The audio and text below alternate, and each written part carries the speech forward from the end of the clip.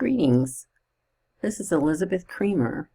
Some of you may know me from my work with the Mixed Method International Research Association and for my writing and textbook about mixed methods. The first one was the one shown on the left. It's called An Introduction to Fully Integrated Mixed Methods Research. It's a 2018 publication with 3 chapters on integration.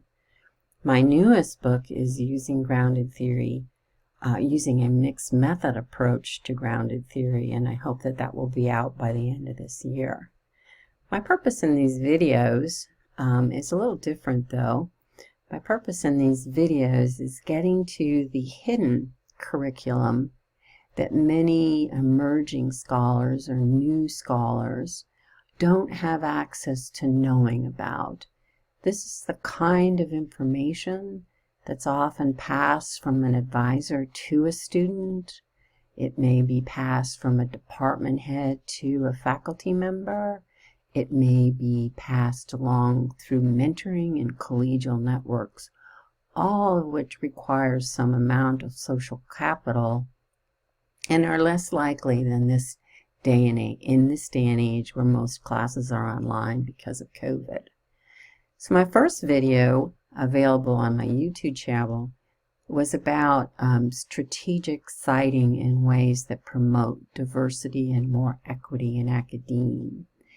This is one about avoiding self-plagiarism. People really struggle with that in trying to figure out, particularly as I said earlier in a method section, how do you write multiple articles about the same project without duplicating the methods in ways that violate copyright. So self-plagiarism is an ethical issue because it's essentially a copyright issue. So once an article is published, you're probably well aware that at the end, when you're about to be published, you sign the copyright over to the publisher. So you don't own those words anymore. The publisher owns those words, and you need permission if you're going to use more than 40 words, as in a table or figure or somewhere else.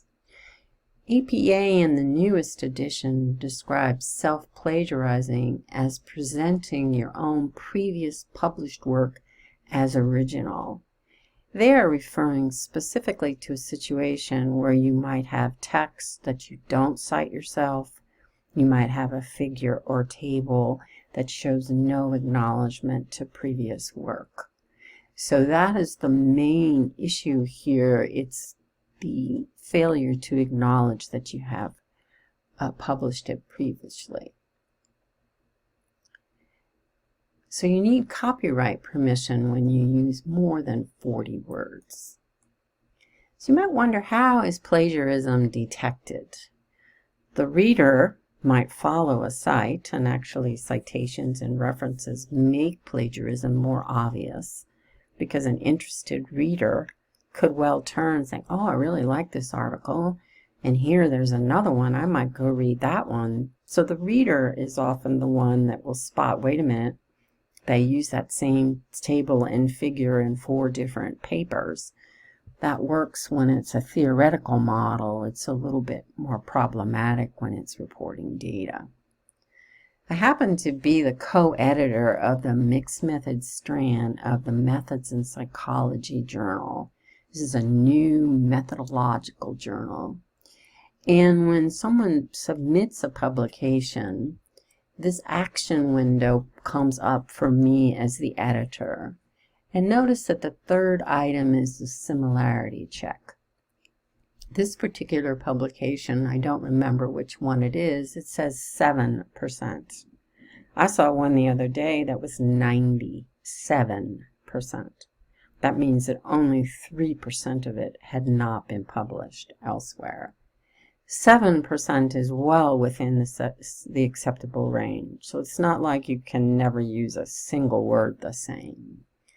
I've been told that 10 to 15% similarity check is perfectly acceptable and actually quite routine if you're publishing several articles on the same project or on the same concept or construct. So the perils of duplicating material across publications is twofold, whether you acknowledge it or not, to be honest. In my career, I've known more than one academic who's ruined their reputation by duplicating material across publications or by just egregious, monumental amount of self-citing. Some self-citing is perfectly acceptable. 40 self-cites to the same article in a new article is not acceptable in my book.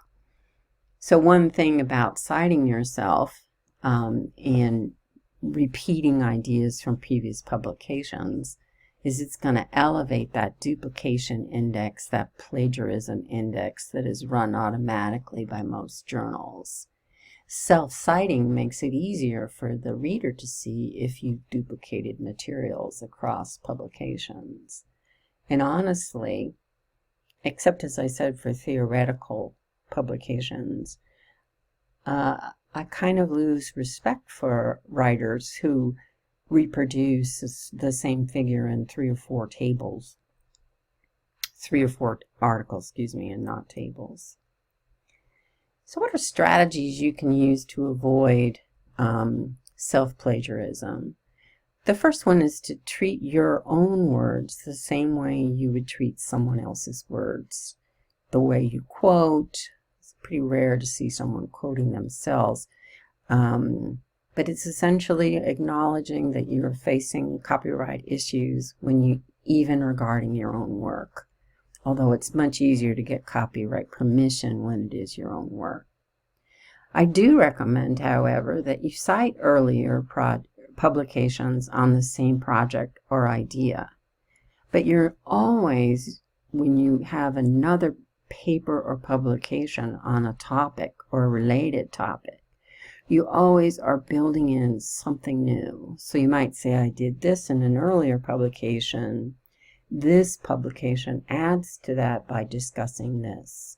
So number 3, I'm saying, be explicit about what you're adding, what's new in this particular article. Reword, reorganize, add additional information and references. This is one way to avoid self-plagiarism.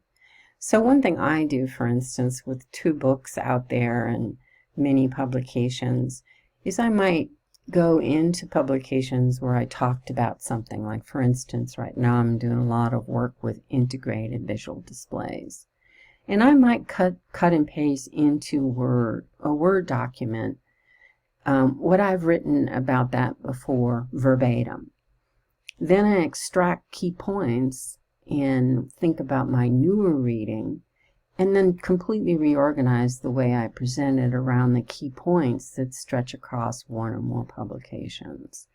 So it's not that you get to pretend like you don't remember what you wrote, or maybe you don't, but it's not that you don't want to use it or incorporate it, but obviously you're going to reword and reorganize, add new information.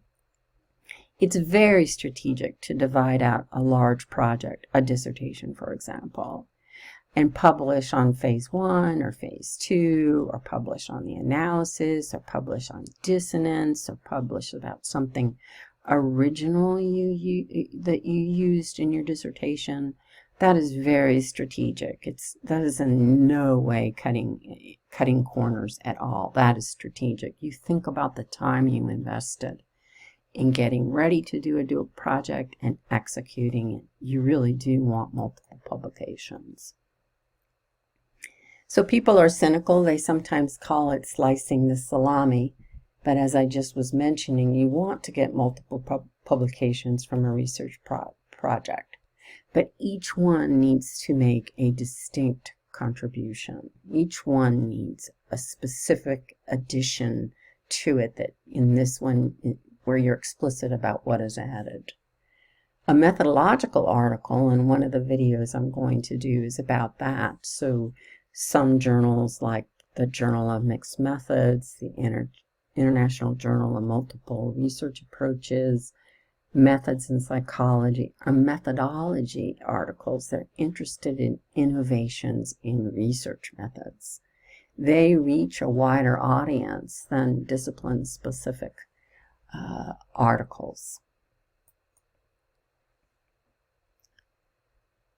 So to sum up, I'm trying to keep most of these short. So here's a list of additional videos.